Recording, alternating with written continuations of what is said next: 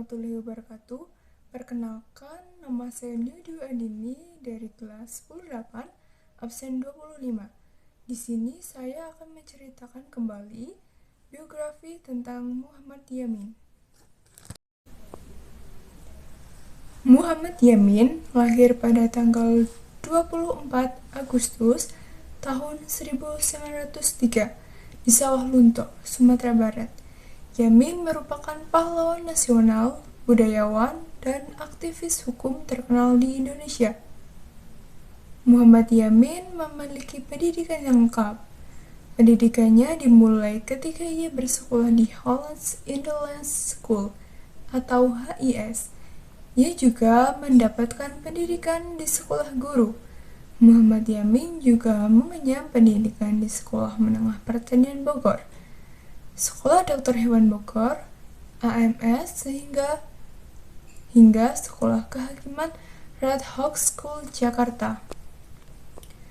Muhammad Yamin termasuk salah satu pakar hukum dan juga merupakan penyair terkemuka angkatan Pujangga Baru. Ia banyak menghasilkan karya tulis pada dekade 1920 yang sebagian dari karyanya menggunakan bahasa Melayu. Karya-karya tulis Muhammad Yamin diterbitkan dalam jurnal Jong Sumatera. Ia juga merupakan salah satu pelopor puisi modern. Muhammad Yamin banyak menulis buku sejarah dan sastra yang cukup dikenal, yaitu Gajah Mada 1945, Sejarah Peperangan Diponegoro, Tan Malaka 1945, Tanah Air 1922,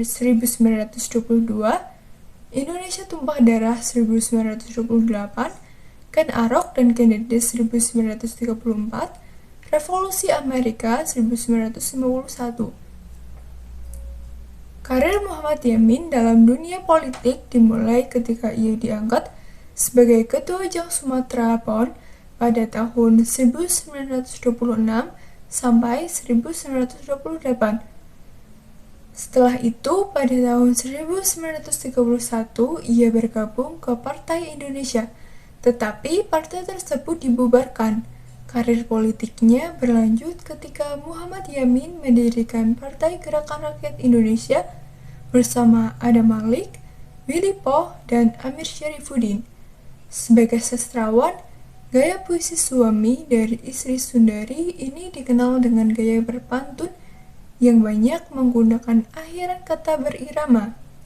Tak hanya itu, ia pun disebut-sebut sebagai seorang pertama yang menggunakan bentuk soneta pada tahun 1921, sekaligus pelopor angkatan Pujangga Baru yang berdiri pada tahun 1933.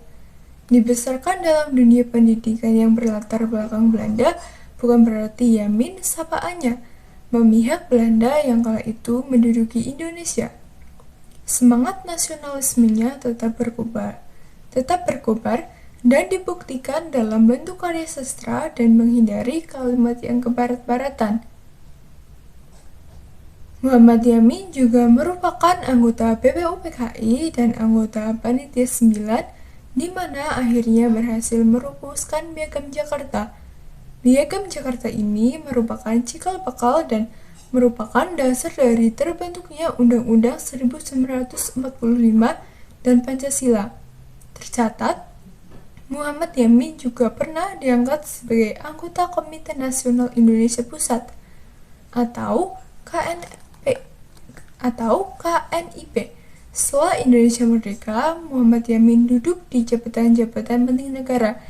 Di antaranya adalah menjadi anggota DPR sejak tahun 1950, Menteri Kehakiman 1951 sampai 1952, Menteri Pengajaran, Pendidikan, dan Kebudayaan 1953 sampai 1955, Menteri Urusan Sosial dan Budaya 1959 sampai 1960, Ketua Dewan Perancangan Nasional 1962, dan Ketua Dewan Pengawasan IKBN antara 1961 sampai 1962.